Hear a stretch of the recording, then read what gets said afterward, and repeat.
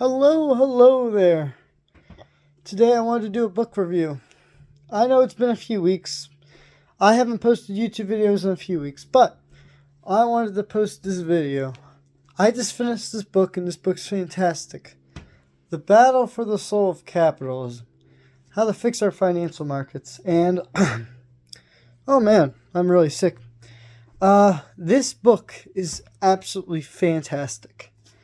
260 pages of him explaining the difference of corporate structures in American corporations and mutual funds. And this is John Bogle we're talking about. He's a mutual fund manager, so of course he's going to talk about mutual funds for a third of the book. But I have to say this book was absolutely fantastic. I recommend every single person read the third chapter. You read the third chapter, you'll understand basically the gist of the book. I mean, the introduction's pretty cool and whatnot. And he uses Pete Peterson as the introductory writer for this book. This book was absolutely fantastic, especially chapter 3 when he talks about corporate dictatorships versus corporate democracies. There is so much in this book that I would highly recommend it for anyone willing to read it. It's got a cool American flag on it. I mean, it's a battle for the soul of capitalism by John Bogle. I mean, that's what this book is. So, let's just read the table of contents. Why shouldn't we, huh? He also advocates for a separation of powers in corporations and stuff like that. So, he says, Part 1, Corporate America. And there's 3 chapters. What went wrong? Why did it go wrong? And how do we fix it? Owners of the World Unite. That's the name of Chapter 3. That is a fantastic name. Chapter 3. Part 2 is Investment America. Part 3 is Mutual Fund America. Obviously, he loves Mutual Fund America. So Investment America is more like the stockholder, and a mutual fund is more like a fund holder. Fund owner, I should say. And then Part 4 is Conclusion. And also Chapter 10 is the conclusion chapter as well. So I would say this is fantastic, because there's 10 chapters of him explaining how corrupt fund managers and managers across many different companies are corrupt. He talks about the 2001 crisis of the technology era. He doesn't talk about the real estate crisis because this book was written in 2005. So I would have wished he would have made an update to this book before he died, but he never did. But I'm going to read his newer economics book, Don't Count on It, and he talks a lot about real estate in that one.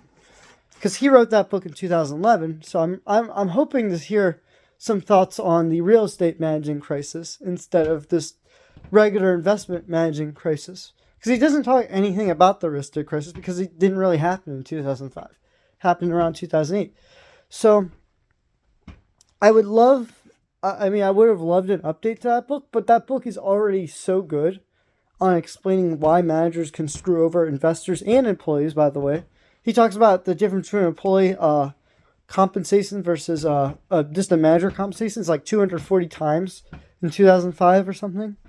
It's ridiculous. So, and I think it's probably a little bit higher now, but when you think about it, it's just like, wow, these investors and these workers don't make as much as the managers that are running these companies, you know?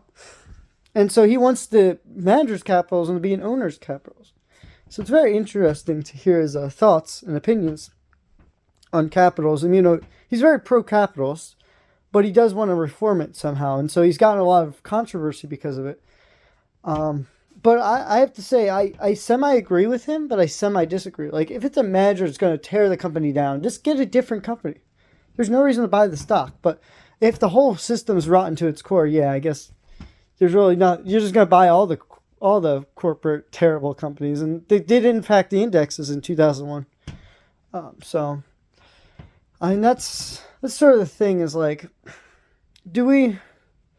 is there a way we could reform it? Like, he has a bunch of 4 different rules, I think, to reform it, and he says they did the first 3, but they never really enforced them that well.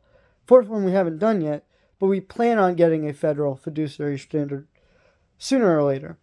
Again, that hasn't happened yet, but it would be very interesting if it did. Anyway, that was my book review of The Battle for the Soul of Capitalism by John Bogle.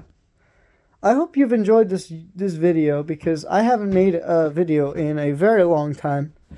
And I thought you guys would find this video funny for the title of the book, The Battle for the Soul of Capitalism, the Owners of the World Unite, Chapter 3. I mean, Chapter 3 is a fantastic chapter. Not only the name, but the whole premises of that chapter. It's got to be something that every investor and economist should read. It is investment economics at its most fundamental level. Okay, goodbye.